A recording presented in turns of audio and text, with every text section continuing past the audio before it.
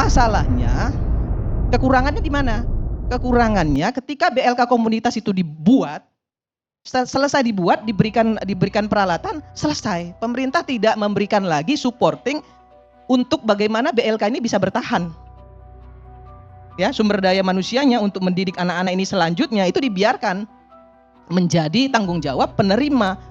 Nah, sementara penerimanya tidak punya anggaran untuk melanjutkan BLK komunitas ini. Itu Noel. Itu menjadi tanggung jawabmu besok.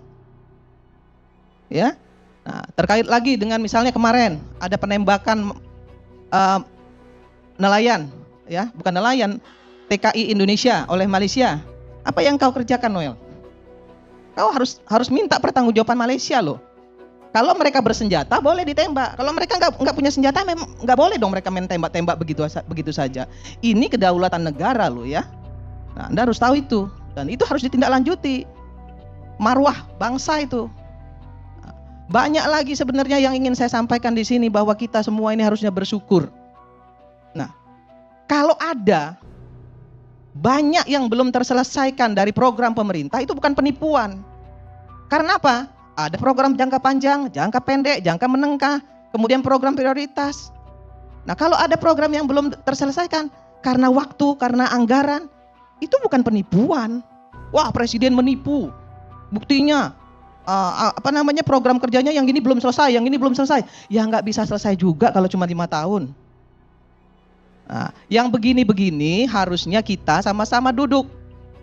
Ya, teman-teman semua memberikan masukan tadi, bagi saya itu penting. Kenapa? Karena pemerintah yang absolut, yang terlalu absolut juga pasti nantinya akan jadi diktator. Dan nggak bagus, nggak ada yang kontrol. Jadi harus ada kontrol sistem yang efektif juga dari kita-kita ini. Tetapi saya ingin sampaikan juga yang konstruktif lah. Jangan dikit-dikit Jokowi, dikit-dikit Jokowi. Saya bukan mau bela Jokowi, tapi kalau semua masalah kayaknya ditimpahin dengan Jokowi, kok kayaknya Jokowi ini kayak sampah gitu loh. Ya. Yang bilang sampah tapi siapa tadi? Oh gitu. Oh berarti Anda sampah dong ya. Jadi sebentar Pak. Ya nggak apa-apa, sebentar. Saya kan nggak menyebut nama Bu Irma tadi kan. Saya bicara dengan pandangan yang umum saja. Ya. Ketika kali sebut nama saya. Oke. Nanti ada waktunya lagi kan setelah ini. Saya belum selesai 15 Pak. 15 menit ini Bu Irma. Belum. Saya hitung. Coba belum. Sebentar lagi, 1 menit lagi. 1 menit lagi. Saya ingin sampaikan kepada kita semua, 100 hari Presiden Prabowo Gibran ini menurut saya sudah cukup bagus. Sudah cukup konstruktif. Kalau ada yang masih kurang, wajar-wajar saja. Nanti kita lihat ke depan, kita kawal bersama. Karena anggarannya baru turun di pertengahan Januari, dan itu juga belum semuanya cair. Ya kan? Karena seluruh program kerja, kebijakan dan lain sebagainya tidak akan pernah berjalan kalau tidak ada anggaran. Nah, mungkin itu dari saya. Mudah-mudahan ya dengan apa yang kita sampaikan semua tadi bermanfaat bagi masyarakat Indonesia, bagi pemerintah, menjadi kontrol juga untuk kita semua.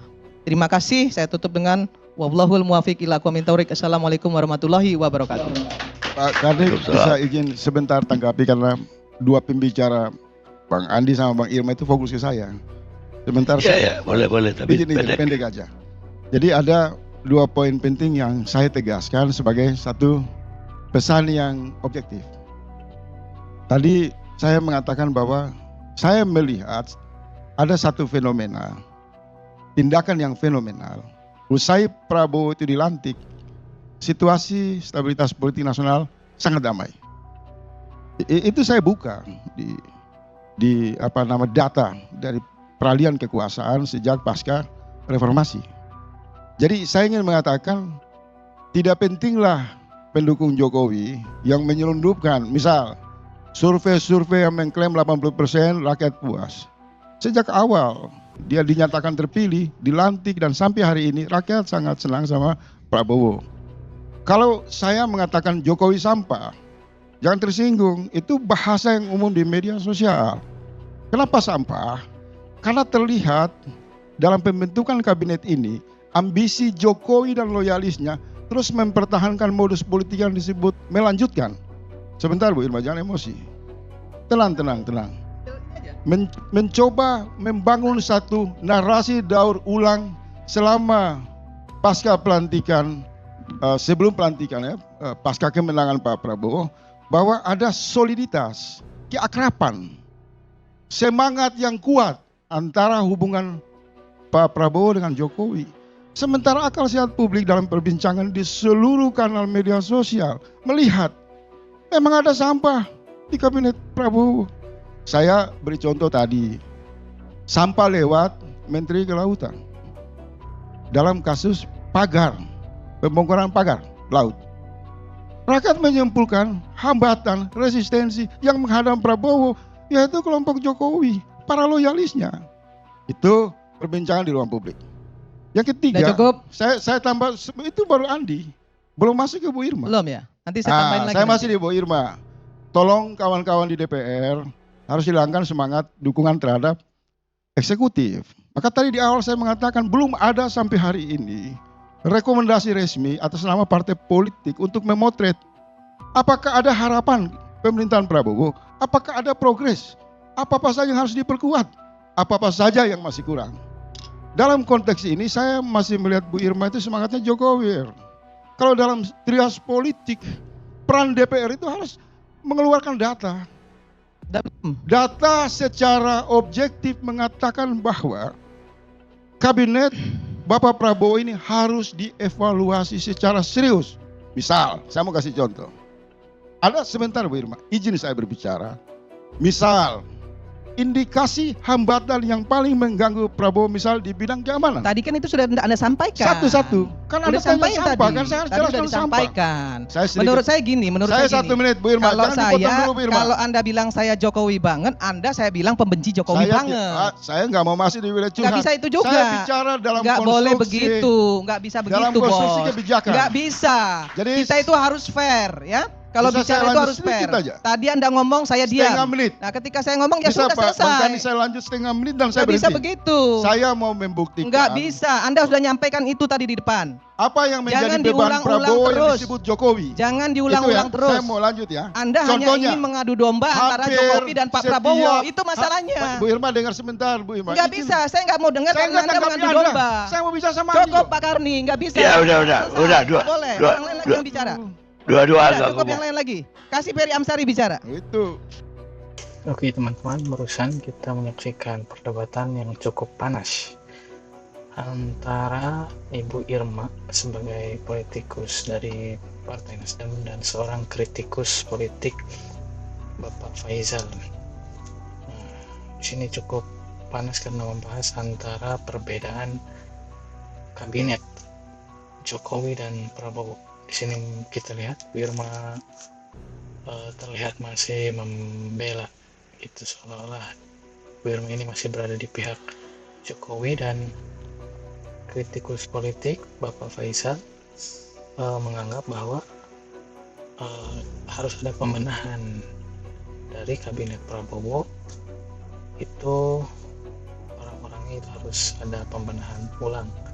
Mungkin maksudnya ada beberapa orang Jokowi yang masih ada di dalam kabinet Prabowo itu harus diganti, maksudnya seperti itu. Oke, kita masuk ke komentar para netizen yang berkaitan dengan perdebatan ini. Nih salah satunya itu dari MSN TV. Ibu Irma selalu memberikan argumen tanpa memihak. The best Bu Irma. Oh, ini bagus. Terus ini, alhamdulillah, semoga Prabowo Subianto tetap dalam lindungan Allah, amin. Kita lihat lagi. Ini ada masukan dari netizen @potgog. ILC tolong dong kalau ngundang Bu Irma, undang juga Bung Rocky, karena kami netizen butuh sedikit lucu-lucuan juga di ILC ini biar nggak serius-serius amat debatnya. Ini nih belum bisa move on nih antara perdebatan Bu Irma sama Bung Rocky yang dulu sempat viral. Mungkin teman-teman juga ada yang tahu. Selanjutnya kita cari. Oke. Ini adalah katanya Ibu Irma, Jokowi adalah presiden terhebat. Ya, memang benar, kehebatan sudah diakui dunia internasional dengan mendapatkan nominasi nomor 3 pemimpin terkorup. Waduh, ini Ini fakta ya teman-teman. Jadi ya faktanya memang seperti itu. Dari dunia internasional, selanjutnya tidak ada jalan kecuali proses hukum. Mulyono lanjutkan. Ini ada beritanya viral juga tentang tuntutan untuk Bapak Mulyono itu. Kalian tahulah Mulyono itu siapa. Nah, ini juga Kang Dosep, keren. Bu Irma elegan sekali komentarnya. Baru kali ini saya menonton ILC ini yang komentarnya berkualitas, berbeda, berada di jalan tengah yang sesuai dengan kondisi lapangan. Wah. Oke, kita waduh, ini nih ada lagi komentar terkait Bu Irma ini. Bu Irma ini memang cukup fenomenal ya kalau membahas sesuatu atau berkomentar sesuatu itu. ILC acara favorit saya, pengen banget nonton nyimak ILC. Begitu lihat narasumbernya Bu Irma, saya tangguhkan, perut jadi mulus. Waduh, ini mungkin agak personal ya. Harusnya kita nilai dari apa yang disampaikan atau argumen, jangan personal gitu ya. Narasumbernya Ferry Faisal Adi, luar biasa, kami bangga dengan 3 orang ini. Wow, ini komentar di Abang Roy, kemampuan berdiplomasi Pak Prabowo, kualitas kemampuan diplomasi terukur sangat saat beliau melakukan kunjungan ke luar negeri. Menanggapi obrolan ini, tergambar semua pembicara mencintai Pak Prabowo. Cinta lebih banyak melahirkan harapan, keinginan yang ingin cepat terpenuhi, dan narsis. Wah, bagus ini komentar ya. Kita apapun yang terjadi, Pak Prabowo sudah menjadi presiden kita semua, jadi kita harus tetap optimis dan cinta Pak Prabowo untuk bersama rakyat. Ada lagi dari A1 Hits 280, mendengar yang disampaikan Bu Irma, saya teringat sebuah lagu, punya mata tapi tak melihat, punya telinga tapi tak mendengar. Waduh, ini lagu. Coba teman-teman, lagu siapa ini yang dimaksud? Selanjutnya kita cari komentar terkait diskusi. Oke, dari @taubat1966, Jokowi di mata kami rakyat tidak lebih perusak demokrasi dan rakus kekuasaan. Mata hati tak bisa dibohongi. Waduh, ini barisan sakit hatinya Jokowi ini terkait huru-hara demokrasi dan rakus kekuasaan. Ini ada lagi Ulfana Aryani, udah Pak Jokowi duduk manis aja. Tuh contoh Pak SBY, Bu Mega kan ada membiar lihatnya. Ini sih bikin panas suasana saja Pak Jokowi ini. ILC the best. Oh, ini. Oke, gimana teman-teman? Dari beberapa komentar memang ada yang pro dan kontra terkait argumen dari masing-masing. Kita dari teman-teman mungkin ada komentar lain, silahkan ketik saja di kolom komentar, diskusi saja di sana. Kita berbicara mengenai argumen ya teman-teman, jangan menghina personal, jadi supaya diskusinya menjadi lebih berkualitas seperti itu, lebih memiliki makna gitu. Mungkin teman-teman bisa melihat langsung videonya di ILC TV One secara full di sini.